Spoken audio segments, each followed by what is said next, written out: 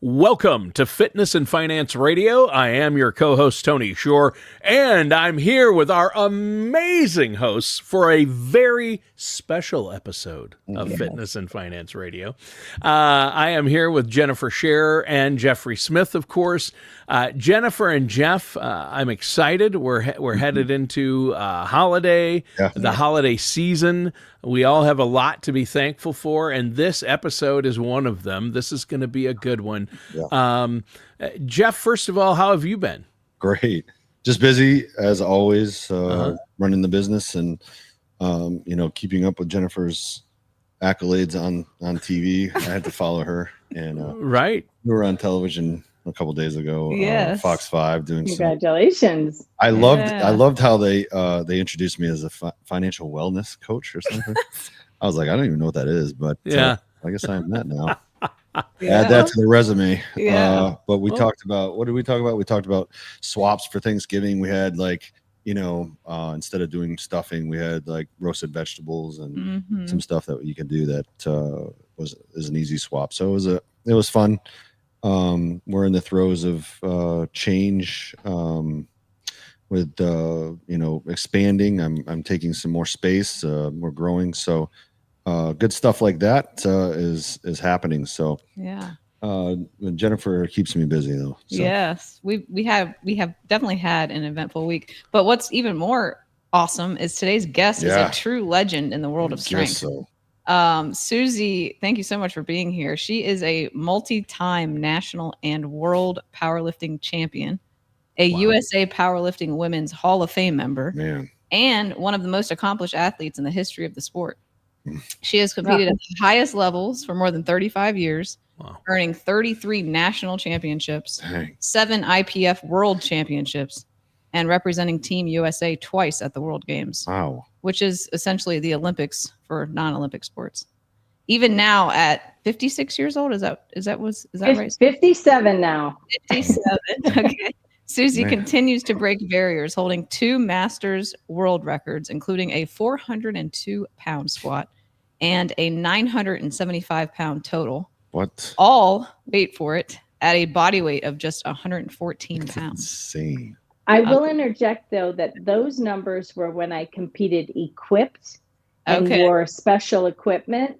I haven't done that as much lately. My best raw numbers are a bit less. Okay. Well, still the 27 years of experience as a nationally certified massage therapist and a senior international coach recognized by USA powerlifting. Wow. So pound for pound, she is one of the strongest women in the world. That's incredible. But I think what stands out the most is her mindset, discipline, and just commitment to excellence. So we're definitely honored to have you on our show. Yeah, thank you, Susie. Thank you for being here. My goodness. Thank you for having me. I really appreciate it. I'm happy to be here.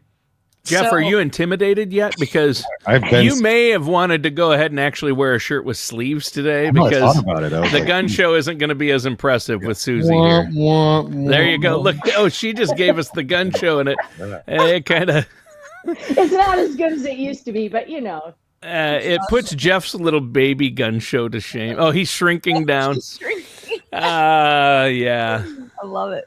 So that's okay. I'm fine. I think we start with the mindset. I really want to hear from you. Like, you've coached athletes at every level. Yeah. And you've competed at the highest levels yourself. So when you think about the discipline, required to succeed, I would say in sport or in life, what do you feel most people misunderstand about the process?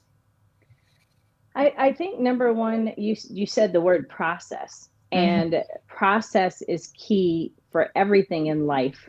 A lot of people don't realize what they do is often a process, but if you want to be successful coaching, lifting, going to your job, having a career, if you have a process and you can follow it, then you have much higher chances of success. Because people that just, the old saying, if you fail to plan, just plan to fail.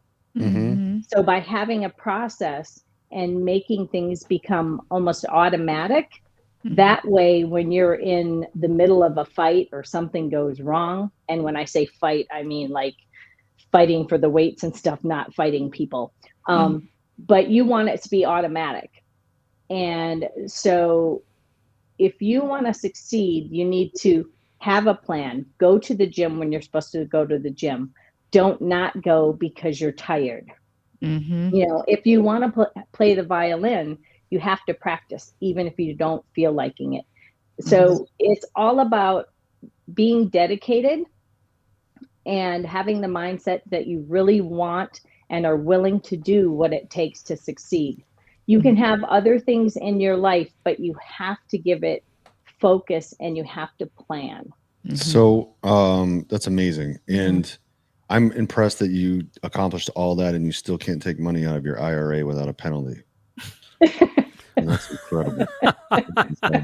So as far as the mindset, so you said dedication. So where does that come from? Is that from Midwestern roots, or where is that dedication that got you there when you were tired and you didn't feel like doing it? Where did that derive? Well, I'll be honest. I've never wanted to let people down, and so at first it was like, don't let someone down, because if you have a training partner and you don't show up, you're letting people down. So if people are starting something, even if it's just starting a fitness journey, I encourage them either have a trainer or have a training partner, because if someone else is there depending on you to be there also, that makes a big difference. For me, a lot of it, I mean, growing up in the Midwest, you were used to working really hard, not necessarily for a lot. So working hard was just kind of ingrained. Also, I feel like I was born with a good German stubbornness that I got from my dad. That it's like, my dad decided to quit smoking because he said those cigarettes were too damn expensive. I'm quitting when this pack is done. And he quit. Like, I've never known anyone that could do that. My sister tried quitting 20, 30 times, my mom too, before they finally did.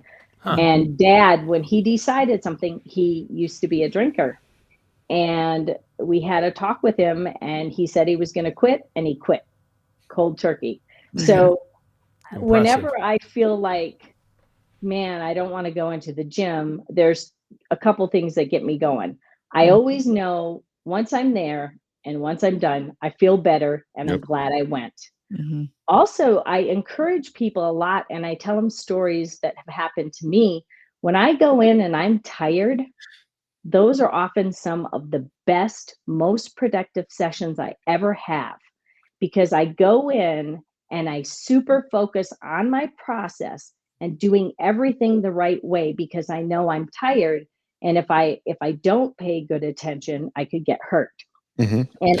And often I am then stronger, and just, you might be tired, but if you get that fire right before your lift, you can still do it. So I always tell people the only excuse that I see is you have a family emergency or you're injured and you can't go in, because being tired, or I didn't get as much sleep, or I just don't feel like it, those are excuses. And if you want to succeed in anything in life, you have to push through when you don't want to do it. Just like you tell kids, look, you might not want your vegetables, but you need vegetables. It's kind of the same thing. We don't always want to go in and train. Although I'll be honest, I was blessed with most of my career. There's been a few times, but pretty much I always looked forward to going to the gym. I wanted to go because I love lifting weights, but I also loved seeing my powerlifting family. And that, if you have a community around you, no matter what your goal in life is, people with similar goals, that's the way to succeed. You need to surround yourself with positive people and people that aren't afraid to work hard. Yeah. Okay. So, one of the things that you said was, that some of the best sessions you had were when you're tired and you didn't want to go.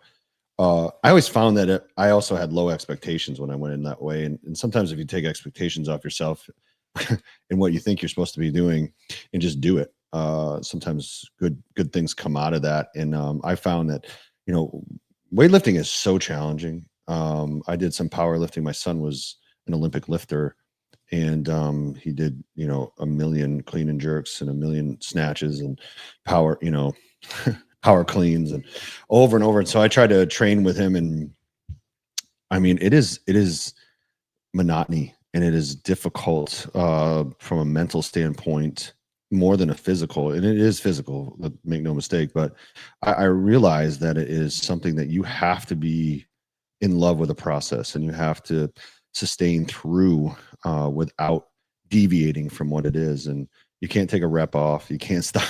You can't take shortcuts. How did you decide, hey, I mean, it's because, when you have so much success like you have, you're walking in what you were called to do, right? So how did you find that? How did you identify that in order to find yourself into such success? Yeah, was there a moment or an influence that shaped it? So how I found powerlifting? Yeah. I was a tomboy growing up, and we were at my friend's house in the basement, and their older brother had been lifting weights, and there was a bar with weights on the floor. And all the guys went over and tried to pick it up and couldn't. So, of course, all of us girls were teasing them. And one of them said, all right, smarty pants, you go lift it up. So I went over. I was sure I couldn't, but I had to try. And I stood up with the weight. It was 110 pounds. I think I weighed 86 pounds at the time. I was in 8th grade. And I was like, this is really cool. I want to lift weights. So I asked my mom for weights for Christmas, and she bought me 3-pound dumbbells.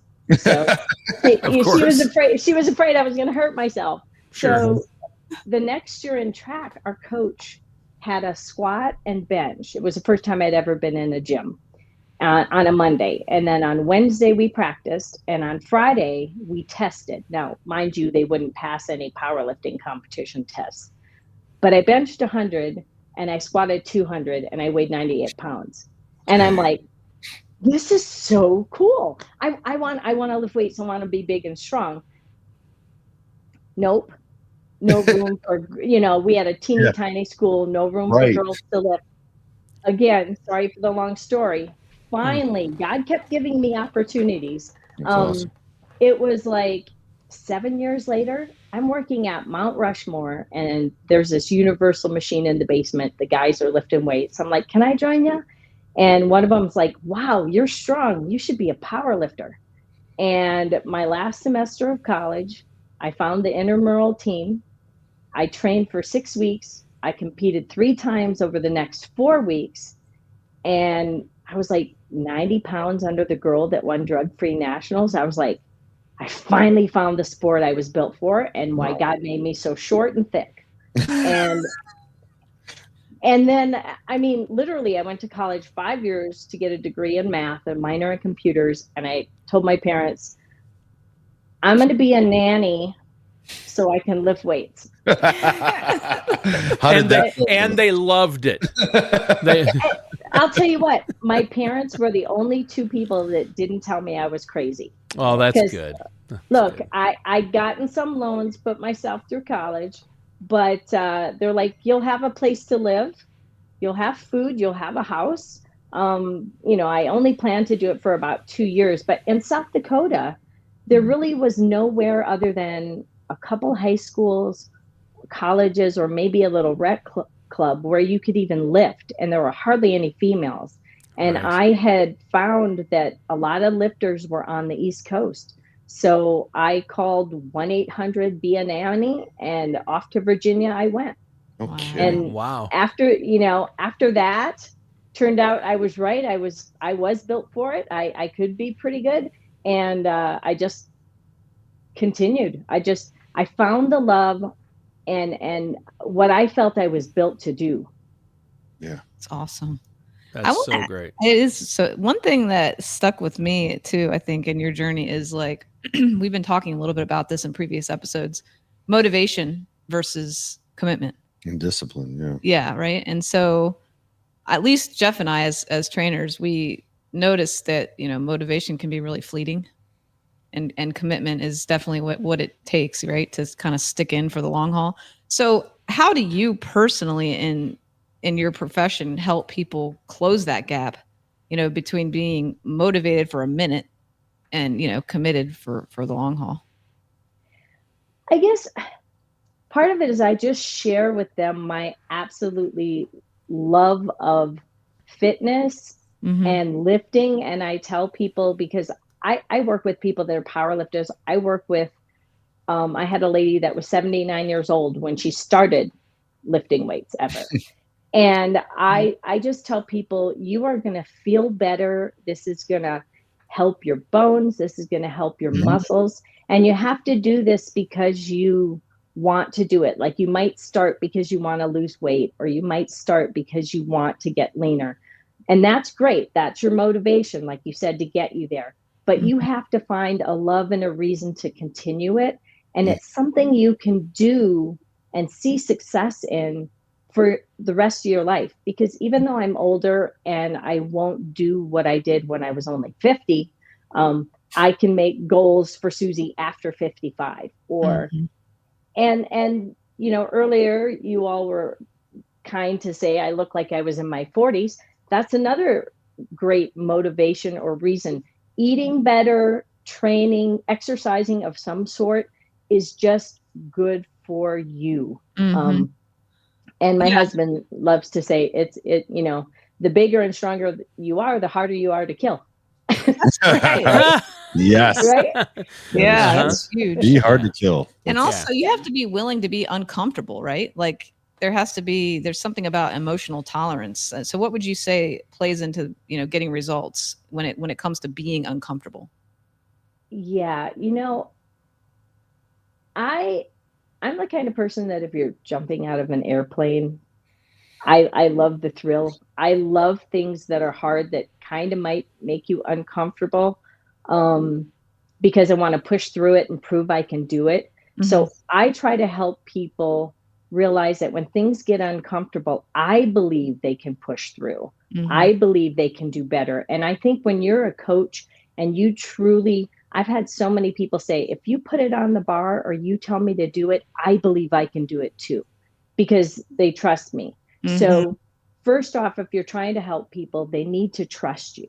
And you need to tell them that if they just push a little, what they think is really hard now, in a month probably won't be hard. Right. And anybody who starts training, if they come to me and they hadn't been lifting weights at all, I'll say, your first month is going to be the hardest.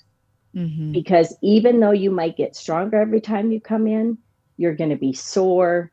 Different things are going to happen. And you just have to push through to get the prize at the end. And the prize at the end is feeling better, being stronger, losing weight, gaining weight, whatever the goals are.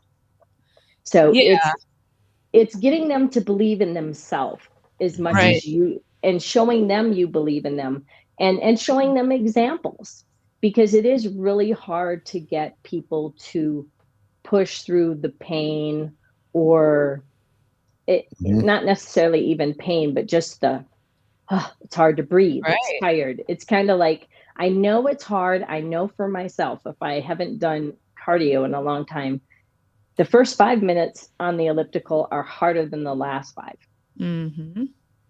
Just getting started is the hardest part. Exactly. So I just encourage people, that's the hardest part. So if you can start, you can push through.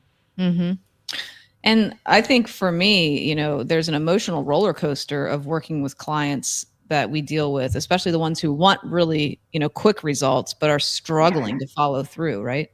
So I can imagine that's amplified in powerlifting. Like, how do you stay resilient and grounded as a coach when your clients aren't doing the work? Yeah, that's really hard. I've been blessed that most of the time the clients do the work. I would say I run more into the frustration of, I'm a powerlifting coach for competitive powerlifters, and I will tell them, your squats aren't deep enough. And they'll send me videos, because we won't train together all the time. And I'll say, you need to go deeper. Oh, no, they feel good. They feel good. No, they feel good. And I'm like, but they're not deep enough. You need to put in the work. You need to go deeper. And I've actually had a few clients I've had to fire because I said, we're not doing each other justice because you're paying me, but you won't let me help you to be better. Right. But most people, if it gets to the point to where they're not putting in the work, like I had someone who was showing up late and then would wander off and talk. And I simply sat him down and I said, I tell you what, in between our sets, we can talk as much as you want, because he really wanted the talking part too. I said, but as soon as I say bars loaded, you have to stop mid-sentence, get over there, do it, and then you can talk again. So with some people, to see progress, you have to meet them where they are. And he actually then started by having the talk. He started doing what I suggested, and we got twice as much work in. That's awesome. So sometimes you just have to meet people where they are, but you often have to be stern too, because if you just kind of, oh, well, they're paying me, but I don't want someone to pay me if I'm not going to help them. Yeah. Right. Absolutely. I think that's a great point. And believe me, Jeff and Jennifer know exactly the type of person you're talking about there. Late, talks a lot, having to meet him where he's at. They know, I'm not going to name names, Tony Shore, but they work with somebody that does fit that description. Probably doesn't like kale. Oh my God! Trying to push kale. Yeah, I would rather try to power lift than eat kale. I like you more, Tony. Kale can be mixed into a salad with a bunch of other things, but otherwise, no, thank you. Yeah. But Jennifer will tell you have to eat kale, and it's fine if you just massage it. It's the way it's prepared. And I told her, if I have to massage my food before I eat it, I'm out. He's done. I'm done. So, Susie, speaking of food, at a $114, right? How do you fuel enough to lift like that? And it doesn't. How does your diet impact those lifts?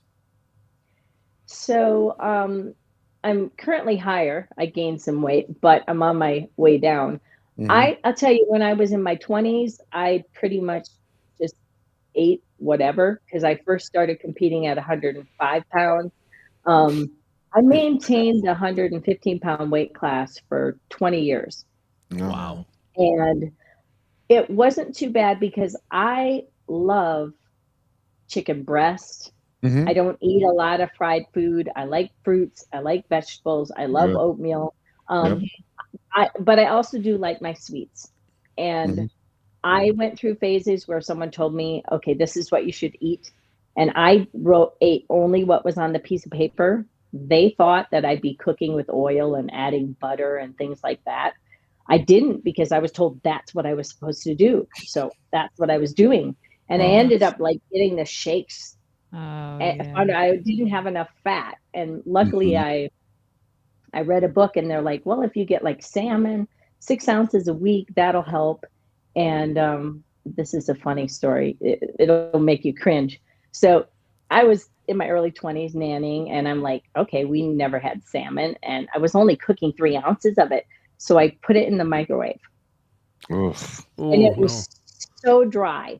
So the second time I decided I was smart. I put it in a little bowl with some water in the bottom, and I put it in the microwave, and I cooked it. And when I took it out, I looked and I saw all the oil floating around in the water. So I took the salmon out, drank the water, and then ate the salmon. that is dedication. And someone said to me, what in the world, like, but you only did that once? I said, no, I did that for like 3 weeks. And they're like, what? That's disgusting. Wow. I said the shakes went away, and I felt better. I said it was disgusting, but it made me feel better. And I said, it wasn't till, thank goodness, the mom came home and she saw what I did, and she's like, oh my gosh, Susie, you cannot do that. Look, turn the oven on, bake it for 10 minutes. It'll be so much better. And I laughed because it was so disgusting. But like you talk about that commitment, it made me feel better. It made the shakes go away. So like, if I can do something like that, going in and lifting heavy weights, it's no problem. That is the ultimate. That's an important life lesson for everyone. All of us, our listeners out there, do not microwave fish. No, That's lesson yeah. number one. I thought Jennifer was very Deutsch until I heard you talk about that story. My gosh. I'll eat any food She will combination. eat anything. Yeah. Yeah. And she's And stubborn. I mean, Yeah. if something's really bad, I just plug my nose while I eat it, because then you can't taste it. I'm like, if I need to do it, I need to do it. That's But I think the key is, because I do like sweets, I would just keep myself in check. If I compete at 115, I wouldn't let myself get over like 118 pounds. I let myself live life, but I chose to pick really healthy foods as my base. So it was always oatmeal and egg whites for breakfast. I always had a chicken breast or turkey burger and fruit and veggies throughout the day. And then it might have been Fridays or pizza night, or hey, someone's having cake, I'm having 2 pieces. You know, if I'm in a weight loss process, then I only have one. But I think the key is finding foods you like that are healthy. And I also think the way you keep something is, it's not a diet, it's your dietary intake. So don't consider something a diet. And I personally think, unless you're the kind of person that can't have a little of something, because some people, if they have a little sugar, they're just going to go off the wagon. Yeah. But I find that there are no bad foods, it's how much you eat of it. So don't eat a whole pizza, eat 2 slices. That's a tough one for me. Yeah, it's hard. It's very hard. And some people are wired that if it's in front of them, you could just, I don't know, Tony, are you married? Yeah. Have your wife hide the other half. Yeah. They do if they want any. The wife and kids do have to hide it if they want any. And they know I get the scolding. You know, it's like, leave some for the rest of us. Let's have some leftovers tomorrow. It's a large pizza. I would say eat a big salad, Tony, before the pizza arrives. With or without kale. With or without kale. Yeah. Yeah, and my wife's told me that exact phrase, Jennifer. Eat a big salad first. I've heard that suggestion from my daughters and my wife. Yeah. He's putting pepperoni on it. And I'm going to ignore you just like I ignore them. No, I'm kidding. Well, that's good. Good advice. You do know, at least if this is still correct, and it's not, because you hear all these things, but for yours, I know it's true for me, that you don't feel really full until about 20 minutes after you're full. So a good trick is if you have bread or something like that and a bunch of water about 20 minutes before you start your actual meal, even if it's just a small piece and a bunch of water, you will then feel full faster and maybe not put as much in your mouth. Interesting. Cool trick. That's a great one. So you did, so this is also a finance podcast too. So all those years, I assume you worked for yourself, or how did you fund your sport, and how did you manage that? Was that something that you got some help from, or just inherently knew, or how did that work? How did you get funded? Did you get sponsored? Talk to us about that. So when I first started, I did all sorts of things to try to raise money when I made it to go to the World Championships. I would bake brownies and make popcorn balls and take them to the gym, because there's all these college guys or single guys at the gym. And I think I was selling them for 50 cents each or something, but the gym owner would put them out, and then they'd have a container for people to put money in and do that. I did a shrimp feast with a friend once, but I would do 50-50 raffles. I did send letters out to different businesses I knew from South Dakota and asked them if they could sponsor me, partly because it was tax deductible if they did it through the organization. And I used to do so much fundraising growing up as a kid for whatever club I was in or for muscular dystrophy. So, and I was always okay getting 100 no's. I was just happy about that one yes. Yes. So that's kind of how I did it. And then when I started being a massage therapist, most of my clients, I was a massage therapist before a trainer. They would say, "Oh, you won nationals. That's so great. So, they're going to pay for you to go to Worlds and all of this, right?" And I said, "Well, no, it's not an official US sport. So we pay for it ourselves. And they're like, oh man. I said, well, I get some of the people back in South Dakota, they sponsor me and stuff. And a bunch of them would say, well, send me a sponsor letter. And I'm like, no, that's okay. And they'd go, no, we want to help you out. We think what you do is great. So I had a lot of different clients, and, maybe I'd have 30 people that would give $50 or $100. Mm-hmm. And it would be enough for a couple plane tickets, myself and my coach. So I always did different types of fundraising. And then whatever else, I saved money throughout the year because my goal was to win nationals. So I had to have the money just in case. So I'd save money and then I'd do fundraising. But I didn't have any real big sponsors. Nowadays, SBD, A7, a few different apparel companies, they'll sponsor athletes where they'll actually pay for their plane tickets and a few nights hotel. But back when I started, there was nothing like that. Maybe you got free lifting equipment, but that was it. Yeah. But I think when you really love something, like I didn't drink, I didn't smoke. Right. So look how much money I was saving each week. Yeah. I just, every week, I put some money away into my savings to make sure I'd have enough to pay for my trip if I couldn't raise it. But you worked throughout the year to support your true love and your life of lifting, right? Yes. I was a nanny for almost 9 years. So during that time, I didn't make a lot of money, but I lived with the family and they provided the car and my health insurance. Oh, wow. So the au pairs that I knew would get their paycheck and every week it would be gone by the next week because they had no bills like me. So why not?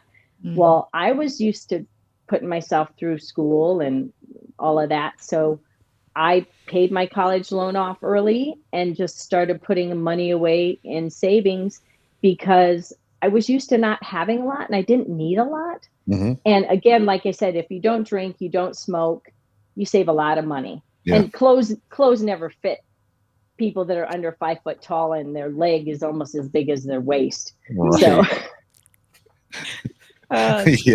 don't I know it? You too. I know. But he's like, that felt personal.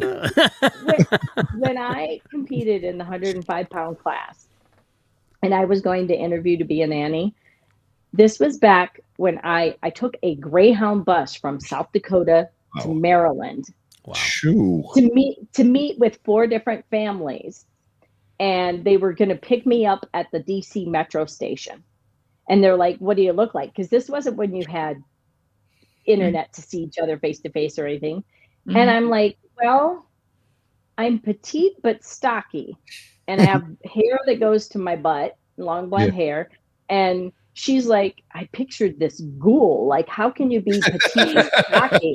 A ghoul. And I was like, well, my waist was 24 and my thighs are 22. So it's like, yeah, I was petite, but I was not like a skinny girl. Yeah. But yeah, so. That's incredible. That must have been a long trip. Yeah. Yikes. I think it was 36 hours. Oh. Hey, I didn't have much money talking about finance. I'm just going to say, like, if you want to have success, you got to do stuff that no one else is willing to do. Yeah. I can assure you, I am unwilling to sit on a bus from Sioux Falls to Maryland and any level. I wouldn't do it anymore, but I was, what was I, 21 years old? Yeah, I get it. I just, Jennifer knows my travel. Oh, yes. Yes. Yeah. So, anyway. But I think anything that you really care about, look. Yeah. People that are smokers but have no money spend how much money on cigarettes? Right.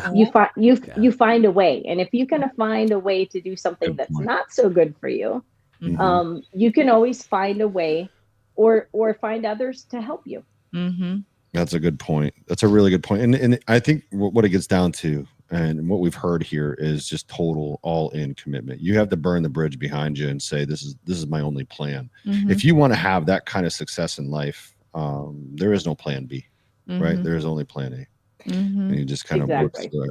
Yeah. Susie, you've built an incredible career as a master powerlifter. what would you say are the top lessons that your own training journey has taught you? And that can be any across the board. But I mean, too, I think about grit, right? I mean, that's kind of what I'm hearing too. Consistency and grit are the themes that I'm hearing. Yeah, I would say if you really want something, you have to be willing to push, get through the hard parts. And life, all of life, no matter what you're doing, you're going to have highs and lows. Mm-hmm. And too often I see powerlifters, they're like shooting stars. They show up, they're super strong, super fast. 5 years later, you have no idea where they are. And I think there's a couple reasons. Maybe pushing yourself too hard because you're young and ending up with injuries. So then people leave. Another thing is you always get what we call the newbie gains. Anybody shows up in the gym, they can do everything wrong. They're going to get stronger if they go from not training to training. And then people will hit a plateau or their lifting will go down. and I just think their heart wasn't truly in it if that makes them stop and they don't lift anymore. You have to find a love for it, even if it's a love-hate relationship for some people. Like they don't necessarily want to go to the gym, but they know it's good for them. So they love how it makes them feel after, even though they don't particularly love doing it. But you need to find some of that commitment. And like you said, grit, because in my journey, I was very blessed with hardly any injuries. I was skiing and got knocked off the side of a cliff by a snowboarder and pulled my adductor like a few months before my nationals. And I had to completely change my form because I was a wider stance and I had to go narrow. And I got called on depth on all three of my squats. My coach argued. They gave me a fourth one. I got called on my fourth one and I what's called bombed. I didn't get to complete any more of the meet. It was going to be my first USPF national championship, my first world championship in the IPF. I was deflated, completely deflated. And I'm like, well, my calves were hitting my hamstrings. Like, I can't go any deeper. So maybe I should just never compete again. And my boyfriend at the time looked at me, he goes, I don't want to ever hear those words out of your mouth again unless you really mean it. And I was like, but I couldn't go deeper. He goes, look, I think you were just barely in.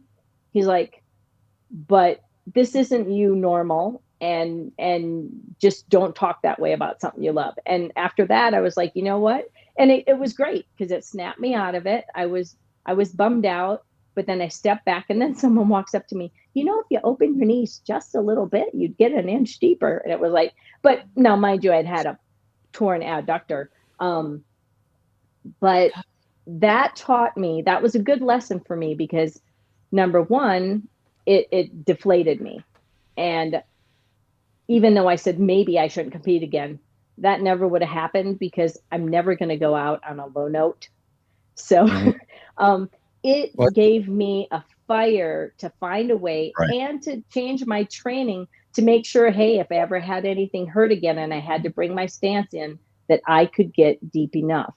And it taught me things don't go your way, but you need to fight. And it's so much sweeter when you come back. Like when you can defeat what defeated you, it's such a sweet feeling. Yeah. Thank God. That's powerful. And I think that's, you know, we're typically not, you know, character isn't typically created out of ultimate success all the time. Right. So, I mean, you get better from, I do anyway, from failure. Right. So, you know, you don't want to get good at failing, but you want to recover from failure faster and realize that it's part of the process. And, you know, I think, you know, we've all had setbacks in any, you know, part of our lives. And when you do, it is how you respond. My dad always used to say, it's not what happens to you. It's what, you know, it's the next 24 hours that matter and how you respond to it. And, you know, you step back into that arena and just go and just do, you know, use it as fuel. I'm sure you used it as fuel the whole time. Like just remembering getting bombed is a great way to say that'll never happen again. It was a wake up call. Yeah. And, you know, that happened in 1996 and I'm ashamed of my reply when I said to my boyfriend at the time, but mind you, I just bombed out and was Yeah, upset. of course. Maybe I shouldn't compete again. But typically, it's like we all go through, as you said, in life, ups and downs, failures. Succeeding, winning all the time actually doesn't help you. I mean, winning all the time is fun, right? But it is, as you said, failing or getting second or not doing what you Right. wanted to. That's what makes you stronger because that's what makes you push through and shows your true character. If you fail, are you going to completely quit or are you going to push through? Because Right. some people, if they fail, it's just like, okay, I don't like failure. I'm never doing it again. And they miss out on Well, so much in life. exactly. Miss That's the out on difference. so much. That's the difference between success and failure. Ultimately, Exactly. you need to be able to come back from that stuff. One quick thing before I Yeah. know we have to wrap up. Sorry, Jennifer, you want to go? No. I was just going to ask about Pat. Yes. Ask about Pat. Pat, we love Pat, and she's Yes. actually the one who kind of connected us, or definitely connected us. So Yeah. we love her story. I would love for you to share, really quick story about Pat and how she did in Worlds. Yeah. Oh, excellent. So I've been working with Pat for quite a few years, but I'd never been able to go to a world championships with her. It was bench only, so I wasn't going to be there and just travel and money. And finally, there was a world championships in Texas. So I'm like, all right, I can afford the ticket and the hotel. I'm going to come for a couple of days. So Pat and I were all warmed up. We've got our plan. I wasn't the team coach, but I was her personal coach. And they knew I had experience. So they were letting me handle her completely. Mhm. And we're getting ready for her first bench. And we're talking about a process. She's putting on her left wrist strap. Then she puts on her right one. And she realizes it doesn't feel right. So she takes off her right one. But then, no, she puts on her left first. So then she takes them both off. And I'm like, Pat, mind you, her clock's going. You get 1 minute to lay down and get the command. Oh. And I was like, Pat, just put it on. It doesn't matter. Just put it on the other wrist. And she's like, no, I've got to put it on this one first. And I look over at the clock. There's like 15 seconds left. Ooh. I grab her wrist straps. I throw them across the room. And I was like, go bench. And she goes over to the bench. She lays down, presses the weight. She comes back. I'm like, see, I told you didn't need your wrist straps. She's like, it hurt. I'm like, I don't care. And she was like, it was so funny. She gave me a look like, oh, like your mother gives you when you did everything wrong. Like she was ready. But it was funny because afterwards she's like, that's what I needed. You needed to snap me into shape. But it was great. so funny. She was so focused on her process. Yeah. And didn't want to be. And I'm like, she's going to time out. And I couldn't get her to listen. So I just threw her wraps across the room and she laughed. She laughed. It's a great story. It is a great story. Yeah. And she did awesome. She did awesome. Yeah, she won. that's great. Yeah. She's a gem. Yeah, she is. And she's a hoot. For anyone who never met Pat, you need to meet. She's great. Yes. Well, Susie, thank you so much. Thank you for being with us today. Being with us and sharing your wisdom and all the experience. Mm-hmm. I love your message about just resilience and real work, right? I think that's really what our community needs to hear. So thank you. Amen to that. Yes. It's like anything worth having is worth working for. Yeah. There you go. That's so good. Mm-hmm. Wow. It's such an inspiration, Susie. And I'm sure it's very empowering too, especially the aspect of we still live in such a sexist and biased society toward women, and you really, your message is really inspiring, I think, for everyone in anything they do, but especially women to forge ahead in a field. Like you said, they didn't have anything in school. You were at a point where they didn't have that for women. You couldn't be included. So I think that's really inspirational that you forged that path and really cleared the way for other people after you too by doing that. Thank you. So, Thank you. I look, God bless me with the strength and the ability because I went on with the desire, but I truly believe that some of the things that helped me succeed were just innately given to me by God. I just had to use the tools Praise God. That's awesome. That's great. Well, great show today. Huge get for you guys to get this guest, Jeff and Jennifer. This is the best episode yet. So I think this is fantastic. Thanks to Susie for being here. And listeners, we're gonna leave it at that. If you want more information on any of this or fitness or finance, contact Jeff and Jennifer at fitnessfinancepro.com. That's fitnessfinancepro.com. And that does it for today's episode of Fitness and Finance Radio with Jennifer Scherer and Jeff Smith.